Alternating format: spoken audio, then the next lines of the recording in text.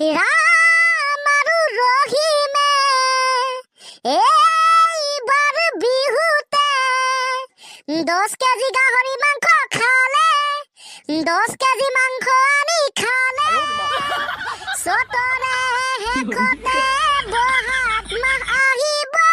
কুলিয়া কান্দিলে বোপাই গোবিন্দাই ৰাম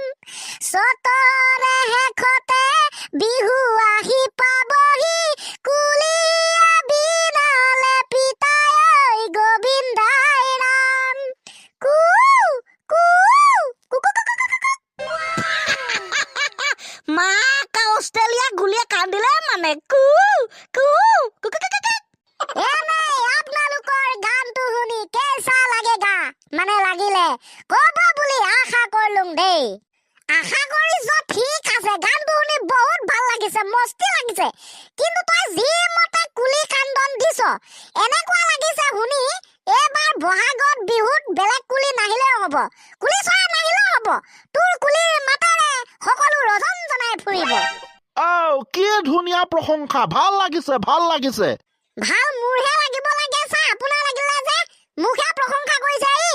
হেৰৌ বোপাই তহঁতৰ ভাল লগা মোৰ ভাল লগা একেই কথা আমি জানো শিক্ষক ষ্টুডেণ্ট নহয় এইটোতো হয় ছাৰ এইফালৰ পৰা চাব গ'লে ঠিকে কৈছে আপুনি nice to meet you sir ঠিক আছে দে নাইচ টু মিট ইউ দুটামান ইম্পৰ্টেণ্ট কুৱেশ্যন আছিলে ছাৰ আমাৰ কি কুৱেশ্যন আমি অসমীয়া নহওঁ দুখীয়া বুলি সান্তনা লভিলে নহ'ব ৰিজনটো ক আমি ছাৰ অসমীয়া কেনেকে দুখীয়া বুলি কম বোলে মাক চকলাই ফাকুৱাৰ সময়ত দুটা দিনত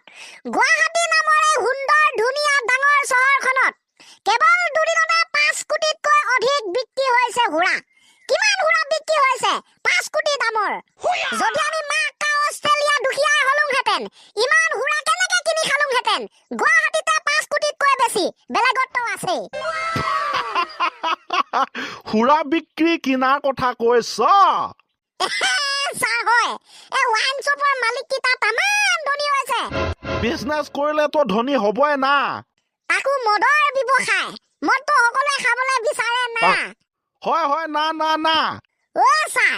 আমাৰ অসমত পেপে পেপে পেপে বুলি কাক ক'ব পাৰি সেইটো উলিয়াই দিলি তই পেপে পেপে পে পেপে পেপে পেপে বৰ্তমানৰ অসমত কৰিশ্মা নাথক ক'ব পাৰি ক চবে কৈ আছে ছাৰ দিছ ইজ বেয়া কথা তাক আমি ইমান সমালোচনা কৰিবলৈ নাই যোৱাটো মোৰ উদ্দেশ্যটো আছিল পেপে পেপে বুলি কৰিশ্মা নাথক নহয় ব্যঞ্জন বৰ্ণৰ পোৱাশৰটোক ক'ব পাওঁ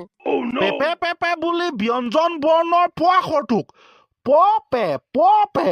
ইয়েছ ছাৰ ব্যঞ্জন বৰ্ণৰ পটো আগত স্বৰ বৰ্ণৰ এ লগাই দিলে হৈ পৰে pay pay pay pay pay আৰু এই প আখৰটো একচুৱেলি আমাৰ অসমতহে আছে অসমৰ আখৰ লিখা যি ষ্টাইল ব্যঞ্জন বৰ্ণৰ স্বৰ বৰ্ণ তাতহে পেপে পেপে আছে গতিকে আমি অসমৰ পেপে পেপে বুলি ব্যঞ্জন বৰ্ণৰ প আৰু স্বৰ বৰ্ণৰ এক ক'ব পাৰো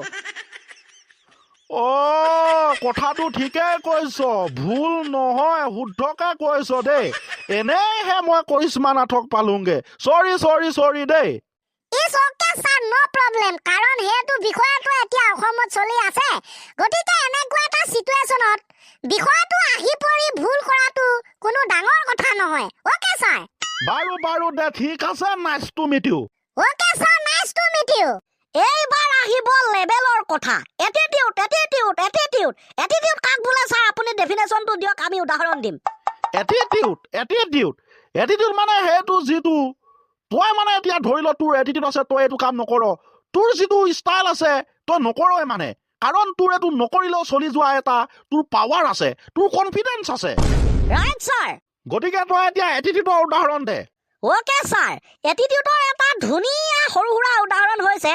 তুমি কি কৰি আছা বুলি সুধিলে মই যিমানে পাহাৰ কাটি নাথাকোঁ কিয় ফেচবুকত চেনি খাই নাথাকোঁ কিয় মাক চকলা এনেই আছো বুলিয়ে ক'ম কাৰণ সেইটো মোৰ এটিটিউড মই ক'বলৈ পাৰোঁ মোৰ কনফিডেন্স আছে ইয়াৰ এটিটিউডৰ উদাহৰণ শুন হয় ছাৰ ইচ্ছা কৰিলে এতিয়া মই একো নোখোৱাকে থাকিব পাৰিম কাৰণ মোৰ এটিটিউড আছে মোৰ কনফিডেন্স আছে ঠিক আছে দে নাইচ টু মিট ইউ বহুত ভাল লাগিছে আৰু এটা সুন্দৰ এটিটিউডৰ উদাহৰণ দে হৈ যাব তাপা ছাৰ মই দি দিম নেকি বা এটা এটিটিউডৰ উদাহৰণ পাৰিলে তো ভালেই কথা দে ওকে ছাৰ মোৰ এটিটিউডৰ উদাহৰণটো শুনিব দেই যেতিয়া মই জন্ম হৈছিলো তেতিয়াৰ পৰা 1 বছৰলৈকে কাকো মাত দিয়াই নাছিলো ঐ কি কৰিছ বুলি যিয়ে নহওক কিয় একো কথা কোৱাই নাছিলো কাৰণ মোৰ হেয়া এটিটিউড আছিল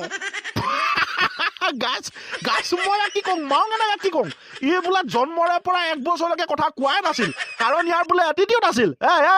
ইয়াক মই কি কওঁ ইয়াক মই কি কৰোঁ কথা ক'ব পাৰিলে কবি 1 বছৰলৈকে 1 বছৰৰ আগত এটোতো ছাৰ এটা এটিটিউডৰ উদাহৰণত পৰে না মাকা অষ্ট্ৰেলিয়া কথা শুন আকৌ নতুন ডায়লগ মানে সৃষ্টি হ'ল মাকা অষ্ট্ৰেলিয়া কেনেকুৱা ডায়লগ এইটো ছাৰ এইটো ডায়লগ সৃষ্টি আৱিষ্কাৰ হৈছিল অষ্ট্ৰেলিয়াত মানে মোৰ এজন বন্ধুৱে মোৰ নহয় আমাৰ এজন বন্ধুৱে অষ্ট্ৰেলিয়াত থাকে অষ্ট্ৰেলিয়াৰ পৰা সি মাকা মাকা কৈ আমাক চিঞৰি আছিল মানে ভিডিঅ' কলত ইনে ধেমালিতে মাকা কৈছে অষ্ট্ৰেলিয়াৰ পৰা কৈছে গতিকে মাকা প্লাছ অষ্ট্ৰেলিয়া ইকুৱেল টু মাকা অষ্ট্ৰেলিয়া এটা কথাই কৰিবলৈ মোৰ মন গৈছে bye bye Tata good bye নহয় আগতে ক্লাছটো শেষ কৰি লওঁ দেই তাৰপিছত গুড বাই হ'ব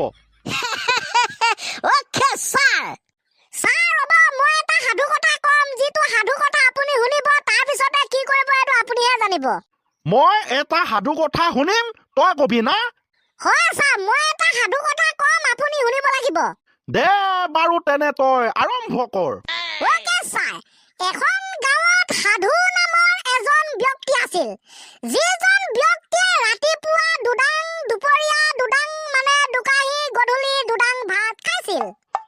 এয়া কি মজা কথা ৰাতিপুৱা দুপৰীয়া গধূলি দুডাং দুডাং ভাত খাইছিল অবভিয়াছলি ৰাইট ছাৰ দুডাং দুডাং ভাত খাইছিল उसका बाद কন্টিনিউ उसका बाद মাক চকলাই সি এদিনাখন ৰাতিপুৱা 3 ডাং ভাত খাই দিলে আৰু দুপৰীয়া দুবাৰ ঠাইত 3 বাৰ হাগিবলৈ যাব লগা হ'ল Oh my God! क्या बात है? Nice to meet you. उसका बाद সাধু নামৰ সেই ব্যক্তিজনে এদিন অৰণ্যৰ মাজলৈ গ'ল ঠিকে আছে দেখিলে এটা হাতী ওলাই আহিল নিজে নিজে ভয়তে লেটিন মানে হাগি পেলাহি তাৰ পাছতে মাক চকলাই আকৌ অলপ আগলৈ গৈছে হাতীটো মানে গুচি গ'লগে বাঘ এটা ওলালে আৰু বাঘটো দেখি ইমানে ভয় খালে এবাৰ সি একেবাৰে প্ৰস্ৰাৱ কৰি পালে নকঙে আৰু তাত মই থকা হলে কিজানি মোৰো একে অৱস্থা হ'লহেঁতেন গতিকে ছাৰ বেলেগক হাঁহি লাভ নাই সি নহ'ব বুলি কৈ ঘৰলৈ উভতি আহিলে আৰু ঘৰত সকলোকে মাতি মেলি সেই দৃশ্যটো যিটো সি উপভোগ কৰিছিল ভয়তে সেই কথাবিলাক বিৱৰি ক'লে মানে কেছটো হ'ল এইটো সাধু নামৰ ব্যক্তিজনে কথা ক'লে হৈ পৰিল সাধু প্লাছ কথা ইকুৱেল টু সাধু কথা গতিকে ছাৰ এইটোৱে আছিল আজিৰ এটা চমু সাধু কথা